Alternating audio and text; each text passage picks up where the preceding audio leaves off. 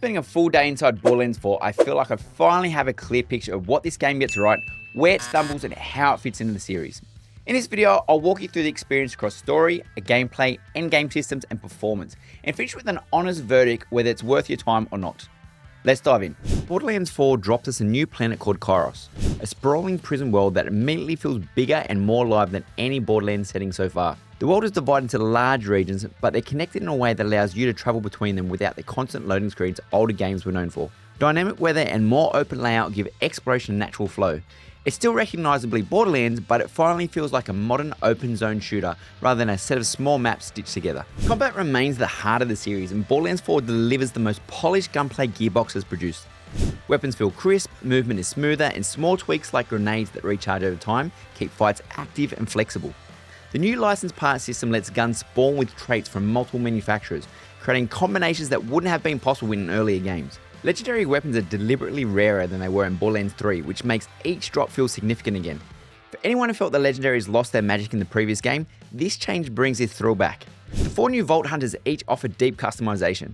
Vex is a siren who summons phase energy minions and can adapt with her elemental damage on the fly. Rafa pilots a powered exosuit that shifts between range firepower and close quarters blades. Eamon acts as a heavily armoured frontliner with drones and weaponized forge tools, while Harlow uses experimental gadgets to control crowds and support a team. Each character has 3 full skill trees tied to different action skills, allowing for a level of build diversity that outpaces earlier games. Whichever character you choose, there's room to experiment rather than being locked into a single playstyle. Borderlands 4 makes a long list of small but important improvements to how you manage your gear and progress. You can now tag junk items as you pick them up and sell everything marked with a single button. The Lost Loot machine is accessible through a machine, so missed items are very easy to reclaim. A proper weapon wheel finally allows quick swapping between more than 2 guns. Individually, these changes seem minor, but together they remove a lot of the friction and let you focus on playing instead of sorting inventory. The narrative takes a step back toward the balance that made Borderlands 2 so memorable. The humor is still present, but it's less forced than Borderlands 3, and the villain comes across as more threatening. Supporting characters are written with more restraint, and the story occasionally leans into a darker theme that gives the world some weight. It's not a groundbreaking plot, but it's a noticeable improvement over the previous game and kept me engaged through the campaign. Once the credits roll, the game opens to a more structured endgame than we've had before. Ultimate Vault Hunter mode offers 5 escalating difficulty tiers with enemy modifiers and guaranteed rewards. A new wildcard mission system remixes story content with tougher encounters, while Moxie's big encore machine allows instant boss refights for farming without repetitive reloads. The new firmware gear sets introduce set bonuses on class mods, shields, and grenades, adding an extra layer of build crafting. Account-wide specialization provides small permanent buffs across all characters, giving long-term players steady progression beyond the level cap. These systems give dedicated players reasons to keep playing beyond the main story and feels like a direct response to criticism of Borderlands 3's thin late game. Co-op remains a core part of Borderlands experience. Crossplay works between PC, PlayStation 5 and Xbox Series consoles from day one. And per player difficulty scaling means friends at different levels can still play together without anyone being carried or underpowered. Fast travel directly to teammates is a simple but welcome convenience.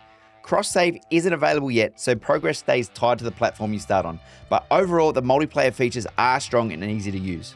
On my own system, the game ran smoothly and I didn't encounter any crashes or stuttering during my first 24 hours. However, it's important to mention that many PC players have reported frame rate drops, heavy starter, and occasional crashes, especially on hardware close to the minimum requirements. Console versions are more stable but currently lack a field of view slider, which some players find restrictive. Gearbox has acknowledged these issues and plans updates, but if you're on PC with a mid-range spec, it's worth checking requirements carefully. Borderlands 4 combines the best parts of Borderlands 2 and 3 and adds systems that give the series a real endgame loop.